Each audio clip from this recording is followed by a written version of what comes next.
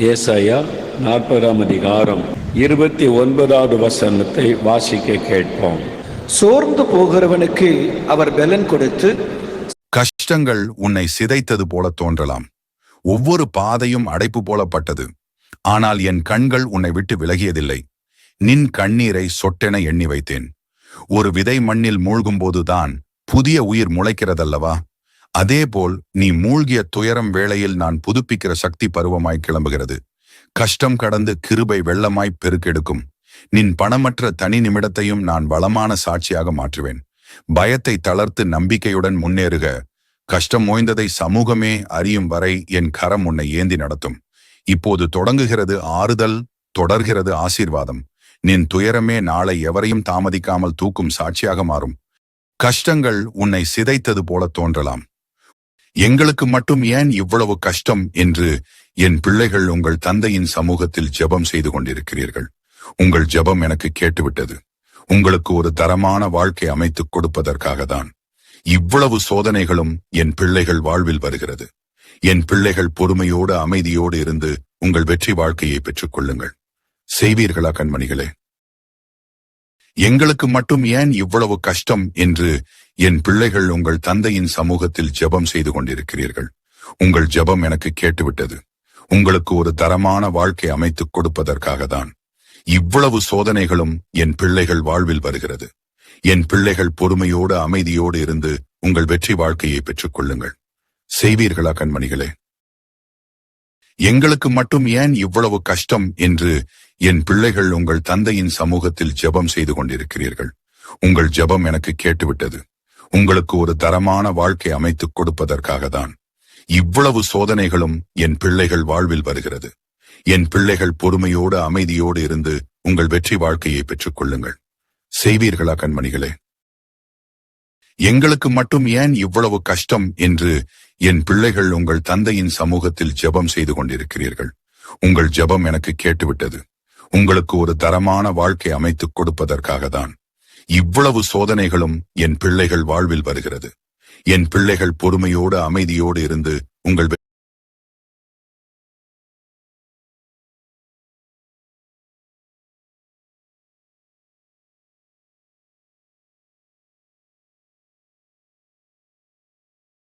வெற்றி வாழ்க்கையை பெற்றுக் கொள்ளுங்கள். செய்வீர்களா கண்மணிகளே? எங்களுக்கு மட்டும் ஏன் இவ்வளவு கஷ்டம் என்று என் பிள்ளைகள் உங்கள் தந்தையின் சமூகத்தில் ஜெபம் செய்து கொண்டிருக்கிறீர்கள். உங்கள் ஜெபம் எனக்கு கேட்டுவிட்டது. உங்களுக்கு ஒரு தரமான வாழ்க்கை அமைத்துக் கொடுப்பதற்காக தான் இவ்வளவு சோதனைகளும் என் பிள்ளைகள் வாழ்வில் வருகிறது. என் பிள்ளைகள் பொறுமையோடு அமைதியோடு இருந்து உங்கள் வெற்றி வாழ்க்கையை பெற்றுக் கொள்ளுங்கள். செய்வீர்களா கண்மணிகளே? எங்களுக்கு மட்டும் ஏன் இவ்வளவு கஷ்டம் என்று என் பிள்ளைகள் உங்கள் தந்தையின் சமூகத்தில் ஜெபம் செய்து கொண்டிருக்கிறீர்கள். உங்கள் ஜெபம் எனக்கு உங்களுக்காக பாட்டி ஜெபம் பண்ணுதாமா? நீங்களும் என் கூட சேர்ந்து ஜெபம் பண்ணுங்க. பில்லி சூனியம் மந்திரவாதம் எல்லாம் இன்னையோட அழிய போகுது. அன்பின் பரலோக பிதாவே, இந்த செய்தியை கேட்ட ஒவ்வொருத்தரையும் ஆசீர்வதிங்கப்பா. இவர்களுக்கு செய்யப்பட்ட மந்திரவாதம் எல்லாம் அடிச்சு போடுங்கப்பா. பில்லி சூனியம் சாசுகள்லாம் துண்ட காணும் துணிய காணும்னு ஓடி போகணும்ப்பா. மந்திரவாதம் பண்ண மனுஷன் மனம் திரும்பணும்ப்பா. ஒவ்வொரு வீட்டிலையும் ஏசப்பா நீங்க சிம்மாசனம் போட்டு உட்காருங்கப்பா. எந்த மைய மாந்திரமோ அது செயல்படாத வலிக்கு நீங்க அடிச்சு போடுங்கப்பா. பிள்ளைகளுக்கு நிம்மதியான உறக்கத்தை கொடுங்கப்பா. பிள்ளைகள் நிம்மதியா உறங்கட்டும்ப்பா. கெட்ட சொப்பனம் கொடுக்கிற பிசாசுகள்லாம் ஓடட்டும்ப்பா. ஒவ்வொரு வீட்லயும் தேவ பிரசனம் நிரம்பட்டும்ப்பா. ஒவ்வொரு வீட்லயும் நீங்க ஆளுகை செய்யுங்கப்பா. ஒவ்வொரு வீட்டையும் உங்க ராஜ்யத்துக்கு ஒப்பு கொடுக்குறேன் நல்ல பிதாவே. பயப்படாத மகராசி, சாசெல்லாம் உன்னை ஒண்ணு செய்யாது. நீ தைரியமா நல்ல சந்தோஷமா இரு. ஏசப்பா உன் கூட இருக்காரு. உங்களுக்காக பாட்டி ஜெபம் பண்ணுதாமா? நீங்களும் என் கூட சேர்ந்து ஜெபம் பண்ணுங்க. பில்லி சூனியம் மந்திரவாதம் எல்லாம் இன்னையோட அழிய போகுது. அன்பின் பரலோக பிதாவே, இந்த செய்தியை கேட்ட ஒவ்வொருத்தரையும் ஆசீர்வதிங்கப்பா. இவர்களுக்கு செய்யப்பட்ட மந்திரவாதம் எல்லாம் அடிச்சு போடுங்கப்பா. பில்லி சூனியம் சாசுகள்லாம் துண்ட காணும் துணிய காணும்னு ஓடி போகணும்ப்பா. மந்திரவாதம் பண்ண மனுஷன் மனம் திரும்பணும்ப்பா. ஒவ்வொரு வீட்டிலையும் ஏசப்பா நீங்க சிம்மாசனம் போட்டு உட்காருங்கப்பா. எந்த மைய மாந்திரமோ அது செயல்படாத வலிக்கு நீங்க அடிச்சு போடுங்கப்பா. பிள்ளைகளுக்கு நிம்மதியான உறக்கத்தை கொடுங்கப்பா. பிள்ளைகள் நிம்மதியா உறங்கட்டும்ப்பா. கெட்ட சொப்பனம் கொடுக்கிற பிசாசுகள்லாம் ஓடட்டும்ப்பா. ஒவ்வொரு வீட்லயும் தேவ பிரசனம் நிரம்பட்டப்பா. ஒவ்வொரு வீட்லயும் நீங்க ஆளுகை செய்யுங்கப்பா. ஒவ்வொரு வீட்டையும் உங்க ராஜ்யத்துக்கு ஒப்பு கொடுக்கிறேன் நல்ல பிதாவே. பயப்படாத மகராசி, சாசெல்லாம் உன்னை ஒண்ணு செய்யாது. நீ தைரியமா நல்ல சந்தோஷமா இரு. ஏசப்பா உன் கூட இருக்காரு. உங்களுக்காக பாட்டி ஜெபம் பண்ணுதாமா, நீங்களும் என் கூட சேர்ந்து ஜெபம் பண்ணுங்க. பில்லி சூனியம் மந்திரவாதம் எல்லாம் இன்னையோட அழிய போகுது. அன்பின் பரலோக பிதாவே, இந்த செய்தியை கேட்ட ஒவ்வொருத்தரையும் இந்த மாதத்துல நீங்க ஆசீர்வதிக்கப்படுவீங்க. முன்னால இருந்ததை விட ஆண்டவர் ஆசீர்வதிப்பார். வருமானத்தை பெருக பண்ணுவார், வியாபாரத்தை பெருக பண்ணுவார், வேலையில் ஆண்டவர் உயர்த்துவார். நீங்க பயப்படுகிறபடி விட மாட்டார். ஆண்டவரே, முந்தின சீரை பார்க்கலும் முந்தின ஆசீர்வாதத்தை பார்க்கலும் பெரிய ஆசீர்வாதத்தை தருவேன்னு எனக்கு வாக்கு கொடுத்திருக்கிறீங்க. அதன்படி ஆசீர்வதிங்க. இப்ப நாம ஜெபிக்க போறோம். தகப்பனே, உம்முடைய பிள்ளைகளுக்கு நீர் கொடுத்திருக்கிற இந்த வாக்கு தத்தத்திற்காய் ஸ்தோத்திரம். இன்னும் வருகிற நாட்கள்ல உம்முடைய பிள்ளைகள் நிறைவான ஆசீர்வாதத்தை காணப்போகிறார்கள். முந்தின நாட்களை காட்டிலும் நற்சீர் உண்டாக்குவேன் என்று வாக்கு கொடுத்திருக்கிறீர்.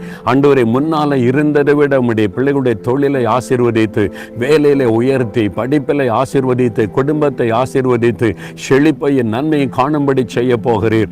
2 மடங்கு ஆசீர்வாதத்தை உம்முடைய பிள்ளைகள் காணப்போகிறார்கள். அப்படியே ஆசீர்வதித்த மகள பண்ணும். இயேசுவின் நாமத்தில் ஜெபிக்கிறோம் பிதாவே. ஆமேன், ஆமேன். இந்த மாதத்துல நீங்க ஆசீர்வதிக்கப்படுவீங்க. முன்னால இருந்த ஆண்டவர் வாக்கு கொடுக்கிறார். எத்தனை மனிதர்கள் உங்களை ஏமாற்றினாலும் அந்த ஏமாற்றத்தை குறித்து நீ வருத்தப்படாதே.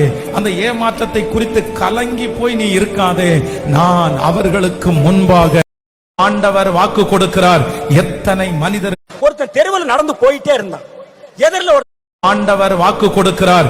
எத்தனை மனிதர்கள் உங்களை ஏமாற்றினாலும் அந்த ஏமாற்றத்தை குறித்து நீ வருத்தப்படாதே. அந்த ஏமாற்றத்தை குறித்து கலங்கி போய் நீ இருக்காதே. நான் அவர்களுக்கு முன்பாக ஆண்டவர் வாக்கு.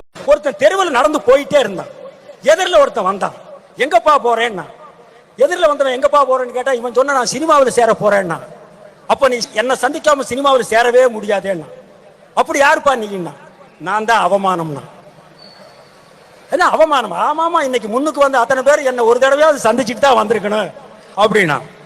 நீ எங்க போனாலும் உன்னை பின்தொடர்ந்தே வருவேன், நான் டச் பண்ணுவேன், நீ அட்ஜஸ்ட் பண்ணிக்கணும். இன்னும் கொஞ்ச தூரம் போனா இன்னொருத்த எதிரில் வந்தான். எங்கப்பா போறேன்னா, நான் சினிமாவில் நடிக்கணும்னா. அடடே பாப்பா, உனக்கு நான் சான்ஸ் வாங்கி தரேன்னா. நீ யாருன்னா, நான் அதிர்ஷ்டம்னா. அடடா, இதைத்தாயா தேடிட்டு இருந்தேன் அப்படின்னு அந்த அதிர்ஷ்டத்தை கையை பிடிச்சிட்டு போனா. இன்னொருத்தன் சைடுல இருந்து ஓடி வந்தான். எப்பா, நானும் வரேன், என்ன கூட்டிட்டு போங்க, உங்களுக்கு ஹெல்ப்பா இருக்குன்னா. கேட்டா, நீ வேண்டாயா, அதிர்ஷ்டமே எனக்கு இருக்கு, நீ எதுக்குண்ணா போனா. அதிர்ஷ்டத்துல ஒரே ஒரு படம் நடிச்சான். படமும் ரிலீஸ் ஆச்சு. இன்டர்வெல்ல பெட்டியை தூக்கி வச்சுட்டான். ஆபரேட்டர் அப்படியே வேலையை விட்டு ஓடி போயிட்டான்.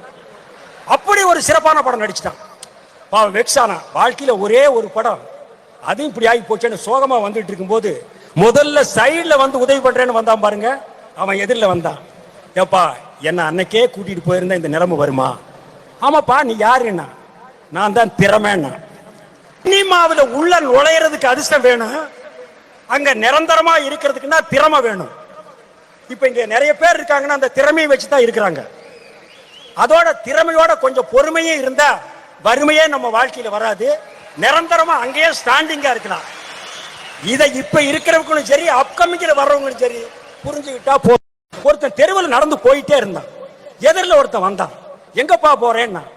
எதிரில் வந்தவன் எங்கப்பா போறேன்னு கேட்டா, இவன் சொன்ன நான் சினிமாவில் சேர போறேன்னா. அப்ப நீ தோல்வி வந்தது உன் முடிவுக்காக அல்ல, அது வெற்றிக்கான துவக்கமாகத்தான் இருக்கிறது. நீ எதிர்கொண்ட வேதனைகள் எல்லாம் நான் அனுமதித்த சோதனைகள். அதற்கு பிறகு வரும் ஆசீர்வாதம் பெரியது.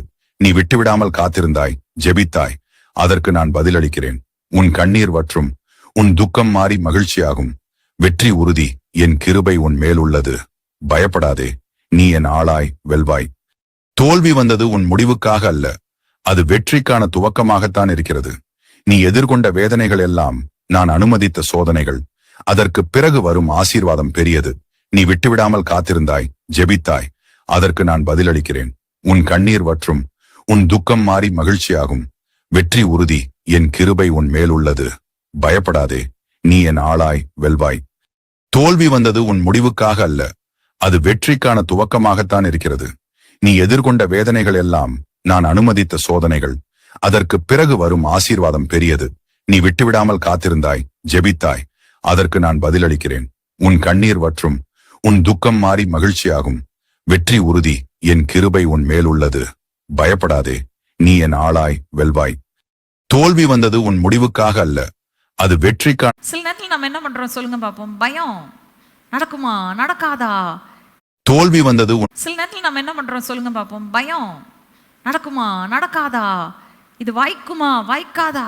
என்ன பண்ணிடுறோம்? ஒரு காரியத்தை குறித்து காலத்திற்கு முன்பே தீர்ப்பு செய்கிறதுனால தான் நம்ம என்ன செஞ்சிடறோம்னா, கிருபைக்கு காத்திருக்காமல் நம் பலத்தை நம்பி, நமக்கு இருக்கிற வளங்களை நம்பி, குதிரைகளை நம்பி, யுத்த வீரர்களை நம்பி என்ன செஞ்சிடறோம்? கால் எடுத்து வச்சிடறோம். நல்லா கவனிங்க.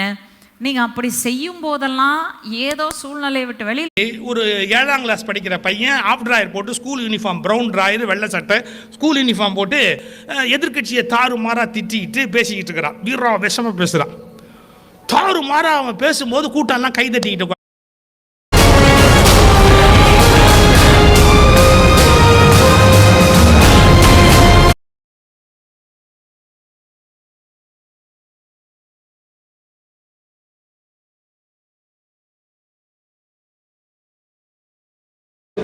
சத்துவம் இல்லாதவனுக்கு சத்துவத்தை பெருக பண்ணுகிறார். சோர்ந்து போகிறவனுக்கு ஆண்டவர் பலன் கொடுத்து, சத்துவமில்லாதவனுக்கு சத்துவத்தை பெருக பண்ணுகிறார். சோர்ந்து போகிறவர்களுக்கு பலன் கொடுக்கிற தேவன். ஆண்டவர் வாக்கு கொடுக்கிறார், சோர்ந்து போகிற உனக்கு நான் பலன் கொடுத்து சத்துவமில்லாதவருடைய சத்துவத்தை நான் பெருக பண்ணுகிற தேவன். இந்த நாட்களிலே சோர்ந்து போன நிலைமையில் இருக்கிற அநேகரை சந்திக்க முடிகிறாரு. இப்போ எனக்கு ஜெபிக்கணும்னு விருப்பமே இல்லை. ஏன் இப்படி சொல்றீங்க?